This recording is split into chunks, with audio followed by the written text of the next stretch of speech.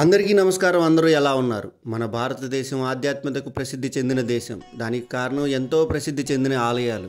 ఇప్పటికీ ఎన్నో దేవాలయాలు వెలుగులోకి రాలేదు. మనం ఈరోజు ఈ వీడియోలో అలాంటి ఒక దేవాలయం గురించి మాట్లాడుకుందాం. మరో కొత్త వీడియోతో మరో కొత్త కాన్సెప్ట్తో మళ్ళీ నేను మీ ముందుకు వచ్చేసాను. Welcome to our channel. నాకు తెలిసి చాలా పెద్ద లేక చాలా ప్రసిద్ధిన దేవాలయాలకు మాత్రమే ఫోటోలు వీడియోలు తీయడానికి అనుమతినివ్వరు.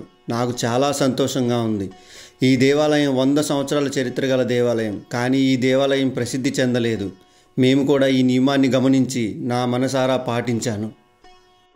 ఇప్పుడు మీరు చూస్తున్న ఈ ప్రాంగణం మాత్రమే వీడియో తీశాము. ఈ విషయం మీకు తెలియజేయడం నాకు చాలా సంతోషంగా ఉంది. ఇప్పటికీ మన దేశంలో కొన్ని శైవ క్షేత్రాలు ఇంకా వెలుగులోకి రాని మనుల్లా ఉన్నాయి. అలాంటి ఒక మణిమాణిక్యమైన ఒక పవిత్రమైన ఆలయమే గుంటూరు జిల్లా అమరావతి సమీపంలోని తాళ్ళాయిపాలెం శివాలయం. ఈ దేవాలయం దగ్గరగా ఆ కృష్ణమ్మ తల్లి ప్రవహిస్తుంది. ఈ శివాలయం ఒక రాజు చేతో లేదా ప్రజాప్రతినిధుల చేతో నిర్మించబడినది కాదు. గ్రామ ప్రజలు భక్తుల చేత నిర్మించబడినది. ఇక్కడ ఉన్న ఆ పరమేశ్వరుడు స్వయంభూ అని చెప్తారు.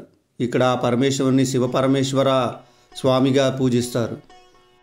అక్కడ ఆ దేవతల రాజధాని అయిన అమరావతిలో ఉన్న ఆ అమరలింగేశ్వర స్వామివారికి ఏ విధంగా అయితే పూజలు జరుగుతాయో అదేవిధంగా ఈ ఆలయంలో ప్రతి మాస శివరాత్రికి మరియు మహాశివరాత్రి సమయంలో ఈ ఆలయంలో ప్రత్యేక పూజలు నిర్వహించబడతాయి.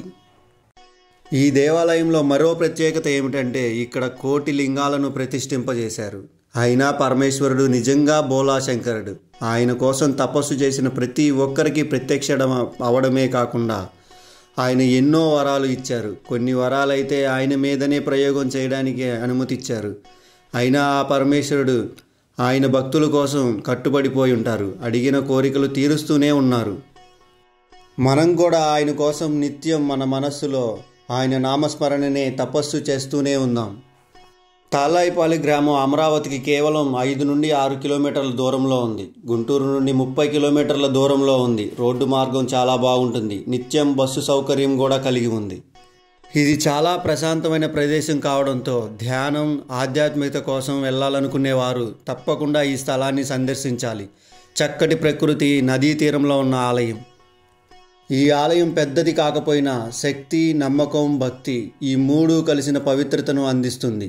మీరు కూడా తాళ్ళాయిపాలెం ఆలయం దర్శించాలని ప్రార్థిస్తూ మన అందరికీ ఆ పరమేశ్వరుడు కృప కలగాలని ఆశిస్తున్నాను. మీకు ఈ వీడియో నచ్చినట్లయితే లైక్ చేయండి మరియు ఈ వీడియోని మీ ఫ్యామిలీ మెంబర్స్కి, ఫ్రెండ్స్కి షేర్ చేయండి. మరిన్ని ఇలాంటి వీడియోస్ కోసం మన ఛానల్ని సబ్స్క్రైబ్ చేసుకోండి. మీ అభిప్రాయాలని, మీ సూచనల్ని తెలియజేయడానికి కామెంట్ రూపంలో తెలియజేయండి. మరో కొత్త వీడియోతో మరో కొత్త కాన్సెప్ట్తో మళ్ళీ కలుద్దాం.